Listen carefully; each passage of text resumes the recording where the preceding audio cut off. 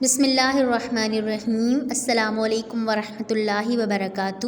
بچوں، امید ہے آپ سب خیریت سے ہوں گے۔ بچوں، جیسا کہ ہم پچھلی کلاس میں حروف تہجی الف سے لے کے یہ تک لکھنا اور پڑھنا سیکھ چکے ہیں، تو آج ہم حروف تہجی دوبارہ دہرائیں گے۔ آپ سب بھی میرے ساتھ پڑھیے۔ الف، بے، پے، تے، ٹے، سے، جیم، جے، ہے، خے، دال، ڈال، زال، رے، ڑے، زے، یے، سین، شین، صاد، ضاد، توئیں، زوئیں، عین، غین، فے، قاف، کاف، گاف، لام، میم، نون، واو، ہے، حمزہ، چھوٹیے بڑھیے۔